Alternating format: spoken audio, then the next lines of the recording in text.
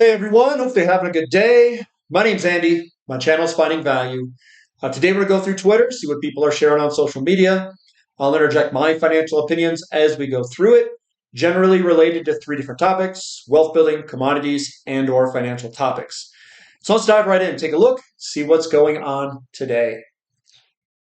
If you want to follow me, it's at @Finance. And if you want to join our community, finding-value.com, I dive deeper into all these topics, looking for investment opportunities and sharing them with everyone in the community. And you can see how to sign up there in the corner.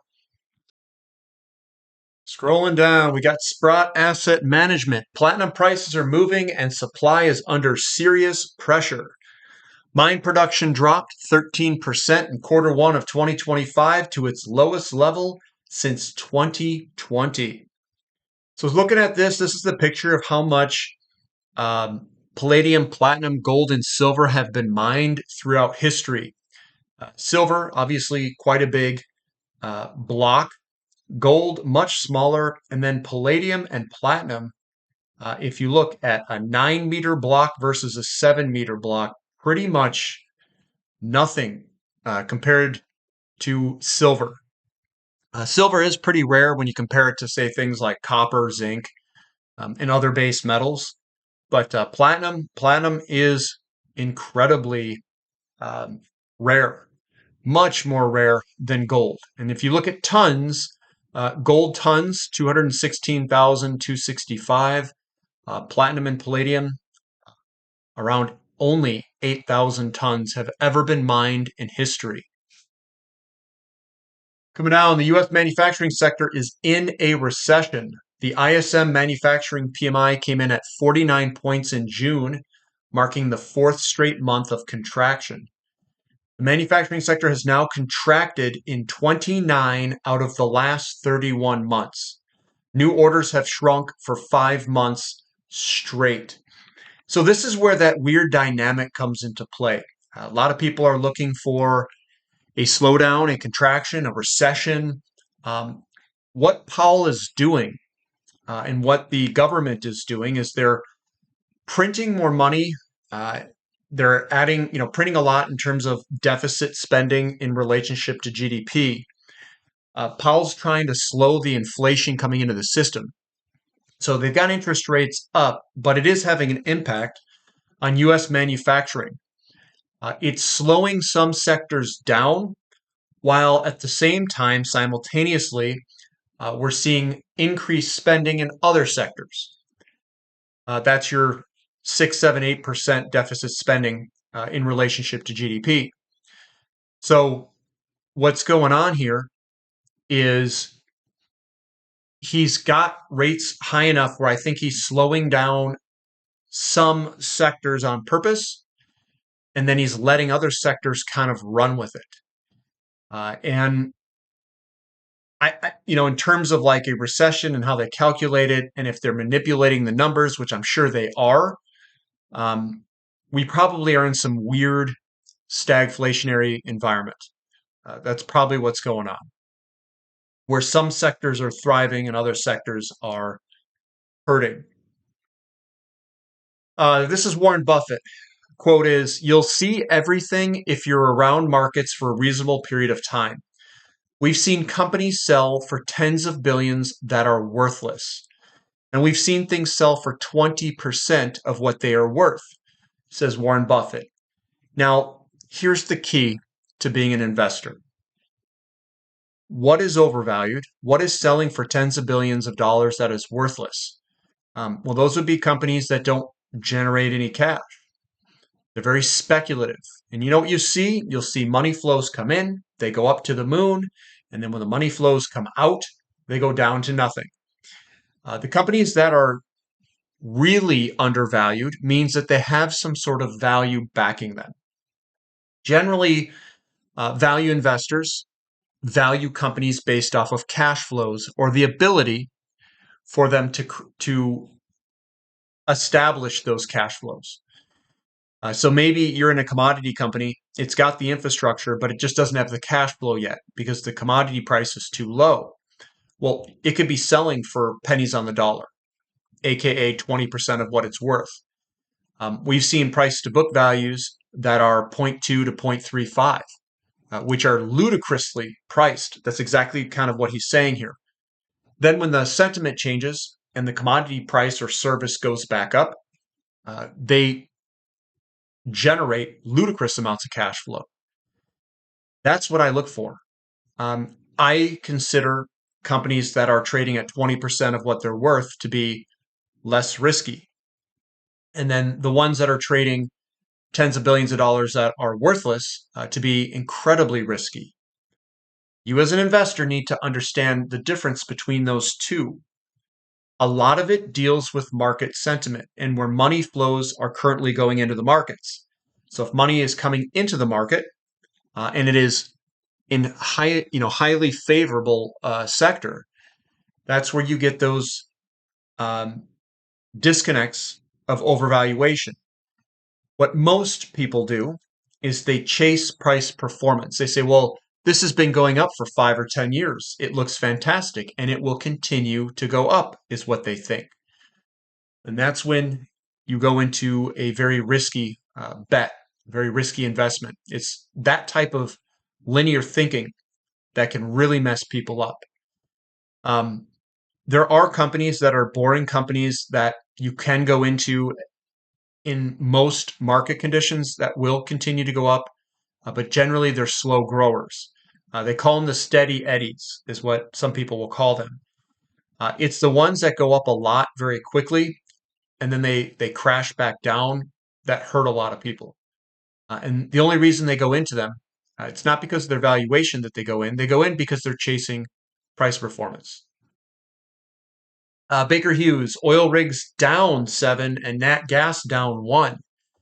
The total rigs are down 8 to 539. Not to worry. Trump will force them to pump because they are so efficient now. Obviously joking. Tavi, so this is US dollar versus Latin American equities.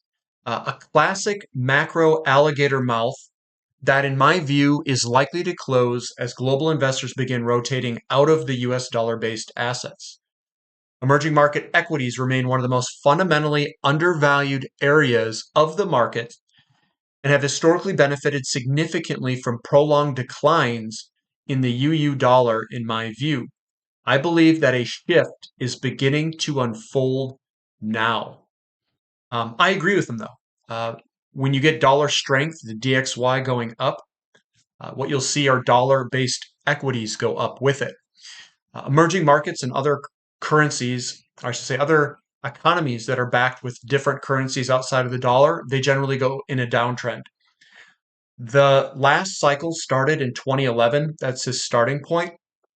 And I think we're at the end of this cycle where the dollar is going to break its uptrend to the downside and emerging markets are going to break its downtrend to the upside. There are some very big moves in currencies.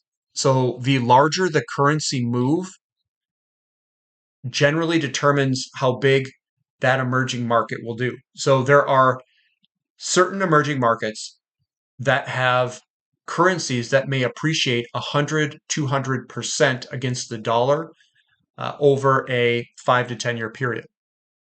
Those emerging markets, they get currency appreciation on top of whatever their economies are growing as well. So some of them, they are hyper leveraged to the sensitivity of currency exchange rates. I am playing some of these emerging markets where the hypersensitivity in the currencies exist. The reason I'm doing that is because if you can buy it when the dollar is strong and the emerging market is low, you can get ludicrous returns like 20x. The index itself will 20x because of these currency exchange rates.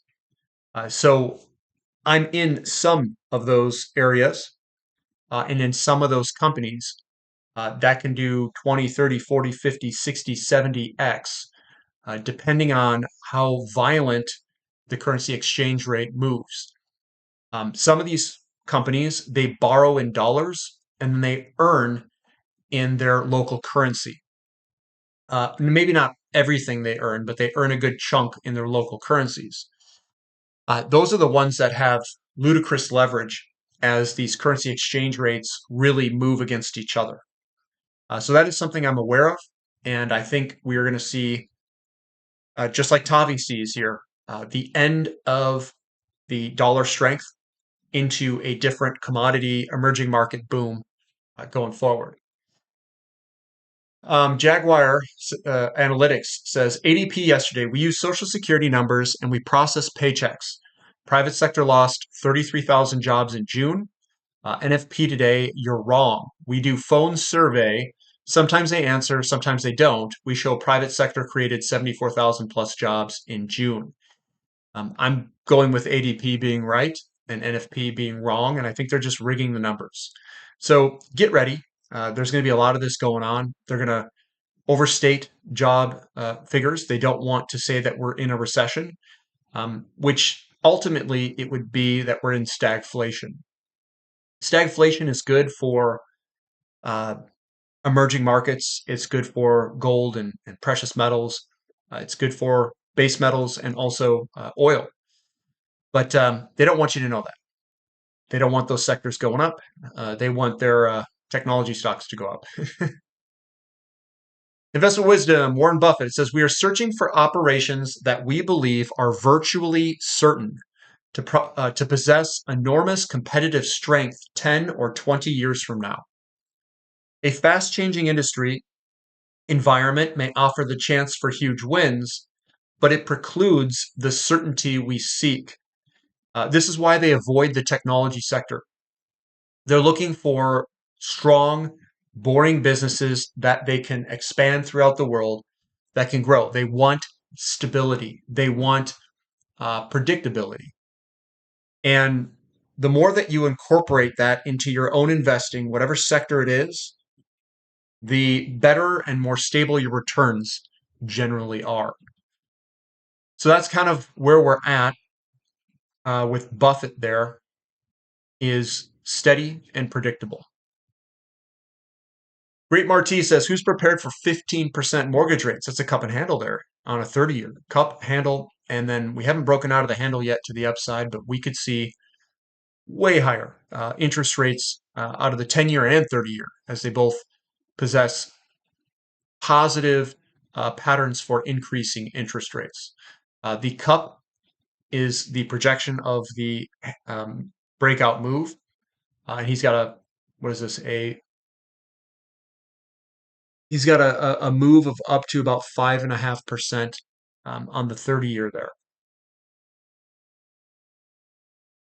Tavi with another one. He says, this chart speaks for itself. The TSX Venture is as close as it gets to a benchmark for exploration stage mining companies. We're seeing a clear uptick in volume and liquidity, and investors moving further down the chain in search of earlier stage opportunities. This is exactly what a mining cycle is supposed to look like, in my view, and this is just starting to break out of its downtrend. Again, this was a big move lower. We've got a three-hump consolidation breakout. This is your first leg, and now we're in wave three, breaking out of the downtrend. So TSX, it also has sensitivities to dollar strength and weakness. As the dollar weakens, I think the TSX will strengthen to the upside. So it's all copacetic with everything that we're looking at in terms of emerging markets, currency exchange rates, all that stuff. It all makes sense that this is going to break because it's all part of the cycle. Everything you need to know about the latest U.S. oil market data. U.S. commercial crude storage, you can see where we're located, very low compared to previous years. All of these other previous years, for the most part, had higher pricing than where we are today. Make it make sense. Christine says, if WTI stays at $60 a barrel, 70% of the United States E&P firms predict they will be producing less oil 1 year from now. So highly depends on if we stay in this $60 a barrel region. We could see a big decline in oil production in the United States if we stay down there. Freight futures AM update. We've got dry bulk, Capesize up 2%, Panamax up 6%, and tankers, VLCC up 2%, Suezmax is flat. What was going on there? Grady says, I'm certain about silver that will be fully endorsed monetary metal once again. Silver is now up against the pink line. The chart is now ready. Reaching $60 to $70 an ounce on a blue breakout is fully possible. So we could see a big move out of silver. And again, I think that's going to come here any second. We're just waiting to kind of clear some other um, levels that are slightly above where we're at today. And then we're going to see a big liftoff. You kind of have to buy before these because it's real hard to get it when it's mid-move because they generally move so quickly. And it feels like they're chasing. So I generally buy way before the breakouts, and I just am patient enough to wait for it to move. The world's dumping U.S. bonds, but magically someone is buying it all. Spoiler, it's the Fed keeping rates low and the illusion alive. Yeah, it is. They are in there. They are making sure that there's liquidity for the bond market. Sam Getling, the path to 7,000 for S&P 500, new all-time highs, breaking to the upside. Looks good to continue higher. And that's all I've got for today. We have kind of a shorter session this one as it is July 4th. So happy July 4th to everyone. And yeah, we'll start ending it here. Thumb up for the content. Subscribe to the channel. Subscribe to the website if you'd like. It's the coupon code in the corner there. And that's all I've got for today. So we'll catch you next time. This is Finding Value.